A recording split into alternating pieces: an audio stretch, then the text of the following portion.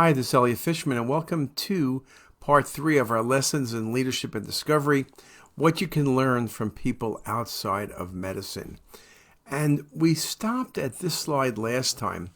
Remember that we've had a number of our speakers talk about the importance of training, the importance of the employee being happy, all of those things. But then you ask the question, well, how do you get the right employee? It's kind of like a football team or a basketball team. If you have really good players, there's a good chance you're going to do well. You got to have them all work together to win a championship, perhaps. But as someone once said, describing a 7-foot basketball player, you can't, which was Lou Alcindor, who was over Kareem Abdul-Jabbar in later name. But the answer was, when you're 7'3", you can't teach height, okay? But on the other hand, when you're hiring people, hiring the best people requires an overhaul of the interview process. The traditional interview process is flawed. During traditional interview, one meets with the candidates and superficially reviews their CVs and makes snap judgments as to whether they're a good fit for the job. The problem, of course, with this approach is that some people are more charismatic and gifted in interviewing than others. They interview well and land jobs, even though they're not necessarily the most qualified or the best match. Others don't shine during the interview, but if given the opportunity, can accomplish amazing things. The hiring process is a high-stakes endeavor that deserves more care and attention. And this was also said by Horst Schultes. It was also said by Ed Catmull and many others.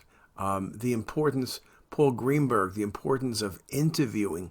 How do you interview people? Don't do it once. Do it in the morning. Do it in the evening. Do it in different scenarios that are part of that patient's job eventually. Now, once you hire the best people, Eric makes the point also, you need to inspire them to perform at their best. We clearly define the vision and mission of the organization and expectations for each member of the team. We show them how their individual contributions fits into the big picture, and how even menial tasks that seem below their level of expertise are critical to their mission. We hold weekly meetings to keep one another accountable and focused on the mission. We use a program called 90IO that allows each member to set 90-day goals and to-do lists to accomplish these goals. The program collects these data and shares these goals and to-do lists at all weekly meetings.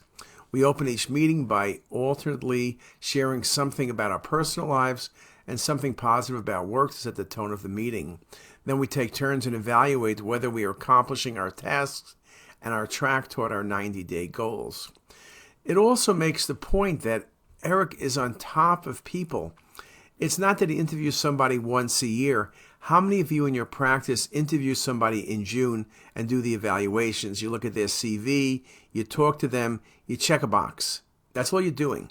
And Eric Becker made the point that when you're doing an interview or an evaluation once a year, all you're doing it is to check a box. Because if I meet with you in June only, and I say you're doing well, or you're doing poorly, or you need to do better with this, that, and the other, it's too late. The year ends in 2 weeks. I need to be speaking to you during that 12-month period. Jim Travacant, who was head of healthcare at Harris Corp and one of the senior people at Accenture, and now is in a number of different businesses, made the point that retail finance and virtually all other industries have undergone a digital transformation. Consumers have come to expect seamless transactions between their physical and digital experiences. Sounds very much like Brian King from Marriott. We tap an app and expect our custom brew to be on the counter when you arrive at our coffee shop. We enter an address into our telephone and expect a car to show up in minutes to take us to our destination without ever opening our wallets. Healthcare, for good reason, is slower than most industries to embrace transformational change. Nevertheless, whether you like it or not, disruption is coming. What is different in healthcare in being disrupted from the outside and by non-traditional houses from adjacent markets. And so legacy health players, the Hopkins, the Cleveland Clinics, Partners, Mayo, Ascension, Stanford, MD Anderson, Kaiser, you name it, they have trust. But the challenges lies in how to convert this treasured asset into a compelling future amid industry change. There are two options: defend your brand and operating model, or leverage your brand into a trusted ecosystem to create a future fueled by the disruption. And think about who's getting into healthcare. One way or the other. Microsoft, particularly now with Nuance, Amazon, One Medical, think of it that way. Google, every one of these big companies is looking at how to get into medicine for a range of reasons. Established healthcare brands will need to partner with each other and industry outsiders to create their desired future. The confluence of tech, policy, consumer demand, and emerging partnerships should signal to traditional health entities that now is the time to act.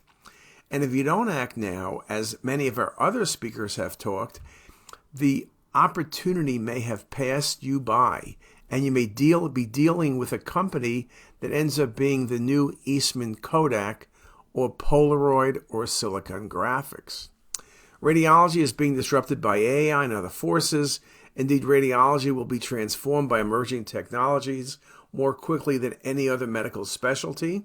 Think about pathology, dermatology, ophthalmology. They're going to be up there as well. Radiology departments should lean in, harness the disruption, and build strategic partnerships to frame new delivery and business models. Remember, many of you in your practice now have members of your group 3,000 miles away. You've never seen them, they've never seen you, and you will never see them. This whole way of doing things, remote reading, has become mainstream. And it's not just remote where it's 2 days a week, but it's 100% of the time. This indeed is a challenge. Now, of course, the other thing is we talk about this whole experience. One word that has been used a bit more ever since COVID and ever since the disruption where people are leaving jobs and are unhappy is empathy. We had Linda Carter, who was the original Wonder Woman and was the Wonder Woman and is a Wonder Woman, speak about that. Wonder Woman embodies additional qualities of empathy, intellect, peace, justice, and equality. The Wonder Woman comics mirrors shifts in traditional gender roles that were coming after World War II. During the war, many women worked outside the home to meet demands of wartime industrial production. They worked in heavy industrial manufacturing plants that were previously dominated by men. This unleashed the genie in the bottle and instilled the idea that women could work along men as equals in the workforce rather than staying at home. The changing attitudes paved the way for the women's rights movement of the 60s and the 70s. When we had Linda Carter here, we had a few people who had questions for her, who were women physicians, who were literally in tears because they said that Wonder Woman, Linda Carter, served as an inspirational role model at a time when there were few role models in real life. She was a trailblazer which showed that she did not need to fit into the culturally expected mold. She embraced her unique qualities and forged her own path. Nowadays, we have high-profile women leaders such as Kamala Harris, Angela Merkel, Jacinda Ardern, who reinforce the idea that women can be strong leaders.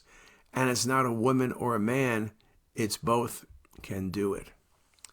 Now, we also have ways of thinking about things differently.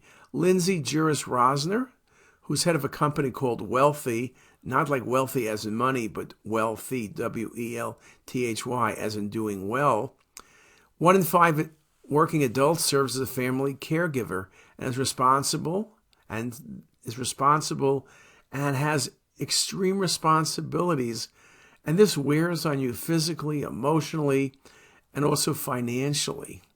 These individuals often epitomize the sandwich generation, with high levels of burnout because of the competing needs of their careers, balance against childcare and elder care. Employees come to work distracted and stressed out and use different kinds of leave to manage care obligations. Caregiving is still primarily a woman's issue. If you don't believe that, look at COVID.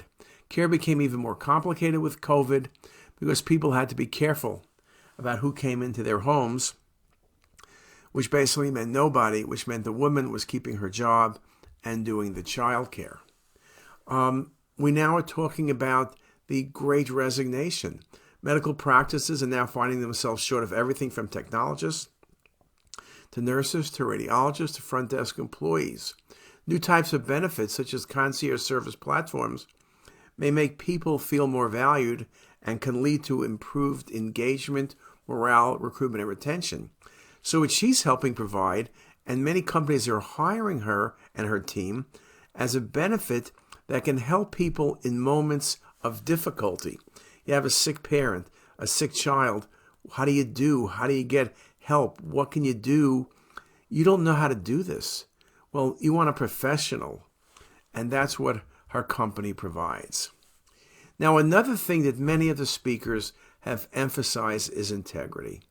We know that you need to have integrity. Now, it does seem at times these days integrity is in short supply.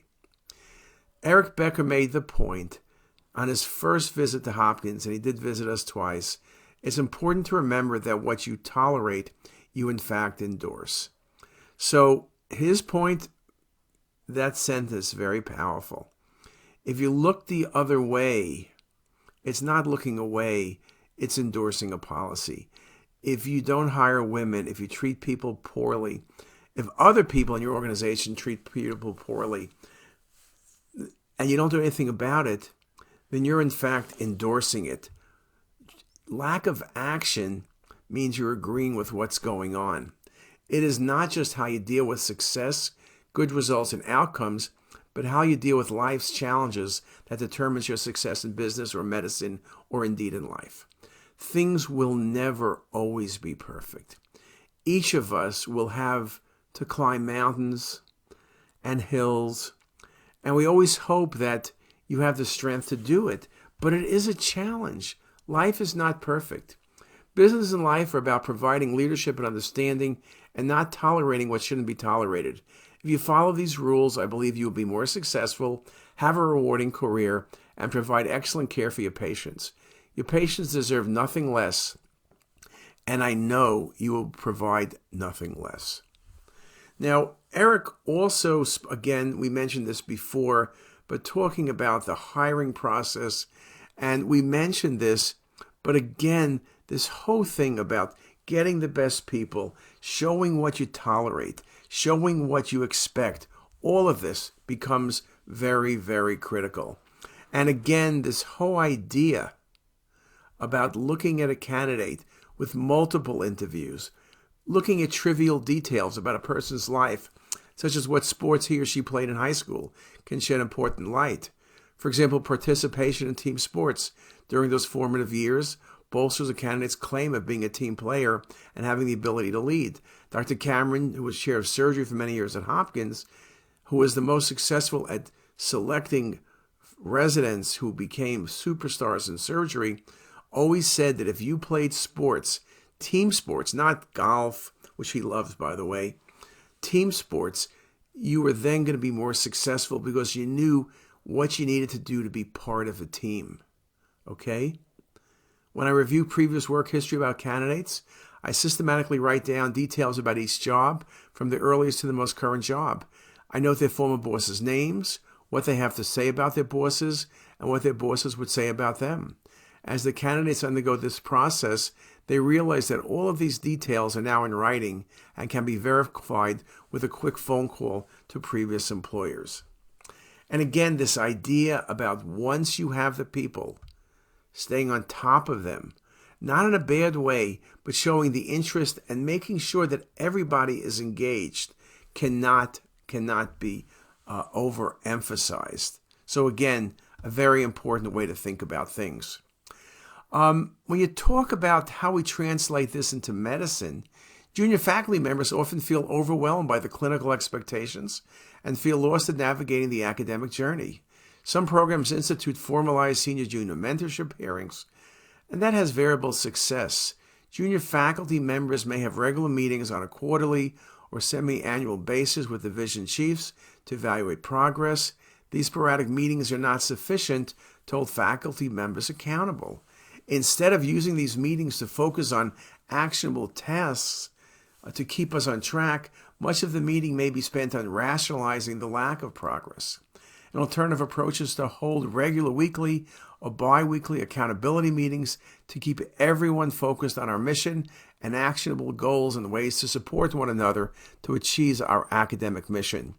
Now, it's hard for all of us. I know what you say, what we all say, we're all busy. But we've started doing it in diagnostic every 90 days. We have a 90-day plan, so we're meeting 4 times a year plus the end-of-year evaluation. Now, it's not perfect, but I think for many people, it can be indeed very helpful.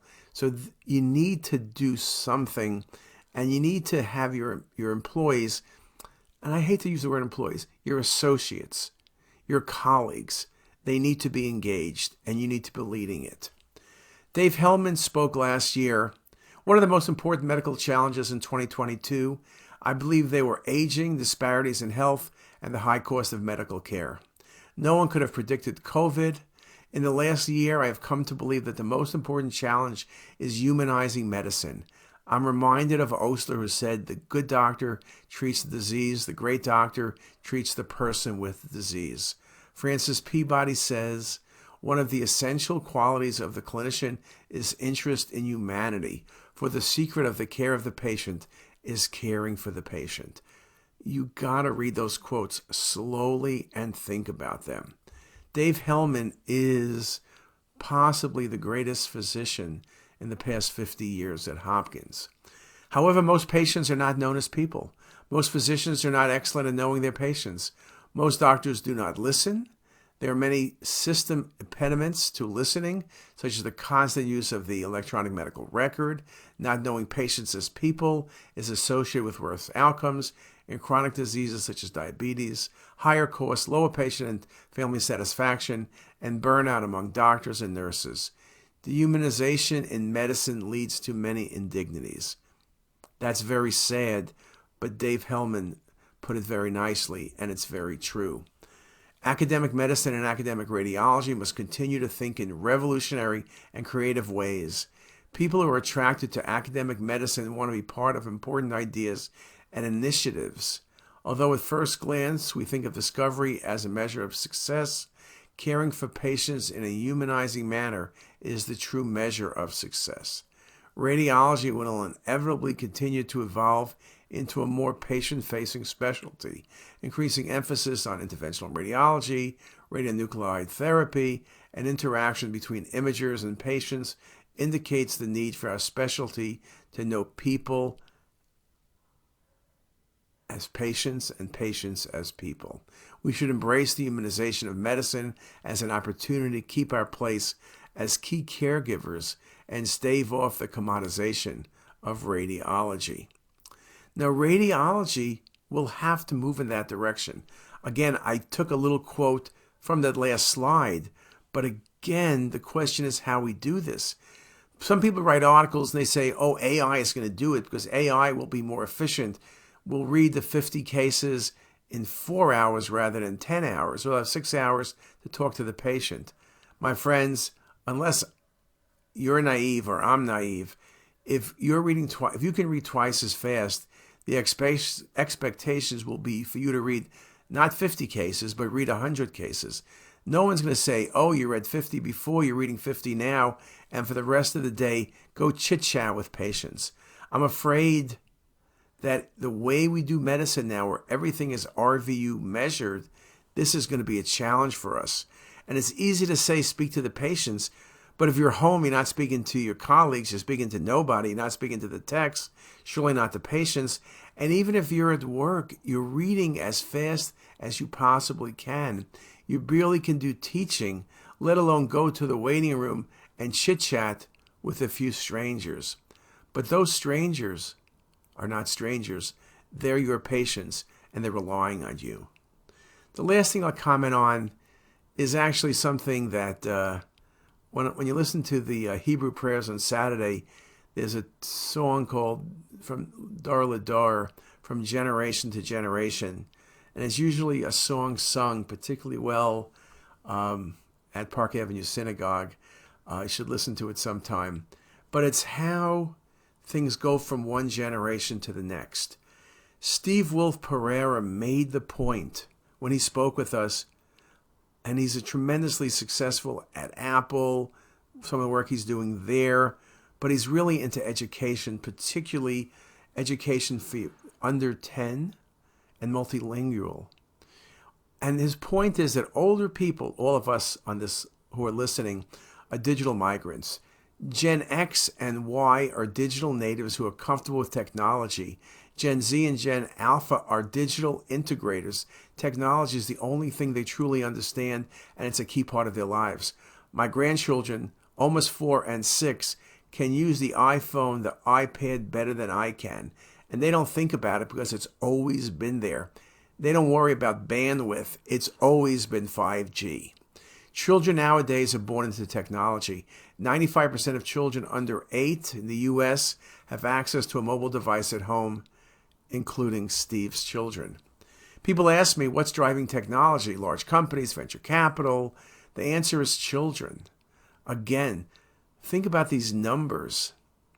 50% of children under 15 are from minority households, and the U.S. will be multicultural majority by 2050. However, it is a problem that today's family entertainment is disconnected from where we are as a country. 50% of the leading characters on children's TV are white, 27% are animals, 10% black, 7% Asian, 5% Latino, and 1% Native Americans. Animals are better represented as some of the key ethnic demographics among today's children. Those same demographics tend to be underserved by education. The pace of change will never be this slow again. Think about it that way. He's not saying the pace of change is getting faster. It's never going to be this slow. Digital technology will and is transforming every industry, including medicine. Radio took 38 years to reach 50 million users. Pokemon Go did it in 6 months. Education has lagged behind many other industries, but then the pandemic changed that. 65% of children entering primary school today will ultimately wind up working in jobs that currently do not exist. Let me read that again. 65% of children entering the primary job market, entering primary school today, are going to work in a job that does not exist yet. Education has traditionally been separate from entertainment and technology. In the evolving world we live in today, that cannot continue to be the case. It's hard to train someone for a job that doesn't exist. You got to train someone to be able to learn and interact. And this inflection point, particularly with AI will transform education. The 20th century was about mass markets, but in the AI era, there'll be markets of one. Everything will be enabled by the cloud and will be personalized and hyperlocal. Direct-to-consumer mass personalization will apply to every industry. Disney has reworked much of their company around this. Uber and Lyft are prototypical examples. Direct-to-consumer in education is direct-to-learner. The coronavirus pandemic has accelerated the adoption of DTC in education. Our children have been forced out of the context of the classroom and into an environment of learning at home. Every parent wants their children to have the best possible start, and that means developing 21st century skills and preparing them for the AI era. And in summary, the next decade, revolution. Sounds like the Beatles songs, right? Massive demographic shifts, rapid social change, generational transitions, ongoing technology change, and an altogether altering of society. Digital learning will be the new normal, especially in this post-COVID era. Again, parents have seen firsthand the lack of 21st century skills that children have been acquiring. There is a tremendous impetus now to change education and make it more individualized, and that will change. Bonita Stewart from Google made the point very similar, speaking about by 2027, which is only 4 years from now, people of color aged 18 to 29, that's Gen Z and young millennials, will be in the majority. This demographic tipping point will shape the future of the U.S. as well as the global economy. That is why we've embraced the term generational diversity to describe the need for innovation in the race for talent. New ways not only to find and hire these young people, but to retain them. To that end, we will need both inclusive leaders and deeper allyship across the races, genders, generations, and industrial sectors. Our focus is business, given our experience and educational backgrounds, but the rules of the game and the race for talent exist in every arena, including academics and medicine.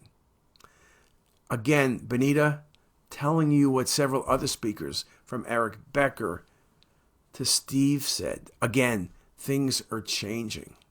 Women especially, women of color, are winning every day across a range of fields. By working with allies of all ages, genders, and races, we can spread black brilliance widely and generate an economic revolution globally. Women of color are projected to represent the majority of the U.S. population by 2060. You got to think about that. The American Express 2019 State of Women-Owned Business Report showed that although the number of women-owned businesses grew from 21% in 2014 to 2019 over a 5-year period, firms owned by women of color were growing at double that rate. The 6.4 million businesses owned by women of color generated $422.5 billion of revenue in 2019. Again, this is very similar to Jenny Abramson. You need diversity. The population is diverse, and with diversity, you can do better. She made the point that, and Adams, so it was Stewart and Adams together, they wrote a book, but they endorsed Deloitte's 6 signature traits of an inclusive leader. Commitment. Inclusive leaders are committed to diversity and inclusivity based on their intrinsic values and deep-seated sense of fairness, rather than some extrinsic reward. Courage. These leaders have the courage to challenge entrenched organizational attitudes, display humility, and acknowledge personal limitations, and to seek contributions from others to overcome them. And 3, cognizance of bias. They have checks and balances to prevent organizational balance. And again, underrepresented minorities have been traditionally defined as Black, Hispanic, Native American, Alaska Native, Native Hawaiian, Pacific Islander.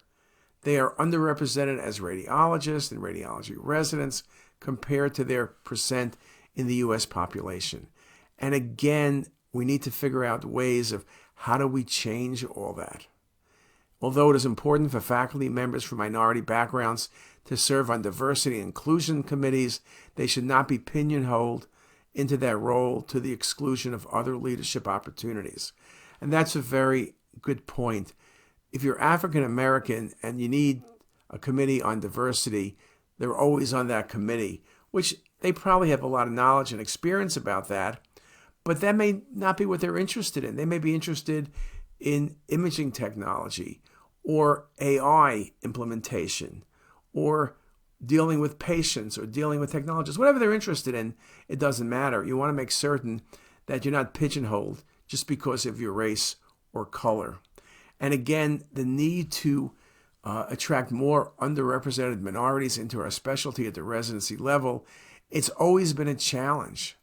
Again, programs can partner with historically Black med schools, the Student National Medical Association, and the Latino Medical Student Association to maximize their reach to underrepresented minorities. They can develop longitudinal mentorship programs in the form of student interest groups, elective and summer fellowships to engage minority students who may otherwise have limited exposure to our specialty.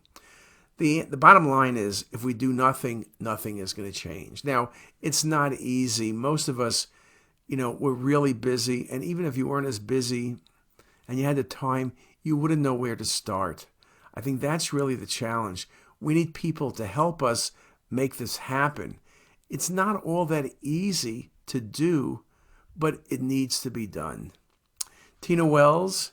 Tina's spoken with us 3 times, actually. She spoke before about generational, Gen Z, and that was people 18 to 22. Gen Z tends to be more practical and driven, and this is reflected in the top 10 trends that she did discuss. The thing is, with Tina, it's so good because she shows that generation by generation, people have different expectations. People want to do things differently. She challenges the status quo. She challenges mentorship. and the way it's done is not really working. And there's an article, it's in this month, so I'm telling you, December 22, JACR, an article that she wrote. It's spectacular, talking about her vision for mentorship and for many other things. So I'm kind of out of time. So what's next? I want to say the best is yet to come. I've given you 3 talks. I can give you another 30 talks. We'll get there over time. We're doing about 8 or 9 speakers a year. The topics may change, but leaders always are moving forward. Some of our topics this year are AI to Web3 to mentoring to leadership. We're talking about changing education. Very exciting. Hopefully we'll write them up, and hopefully they'll get accepted into JACR and you can read them. If anyone really wants to hear talks on a select basis, we don't put our talks online because it becomes a problem. They're really within the Hopkins arena. Many people listen to them who are at Hopkins or who know me, so we can make it available. But we do it about once a month, and it's very exciting, and it's been a real good experience, I'll tell you personally, for me. And with that, that's part 3, and I'm only going to do 3 parts. Maybe later in the year, maybe some of the podcasts or Facebook Live or YouTube Live, I'll address individual speakers. But until then, thanks for your time, and see you later.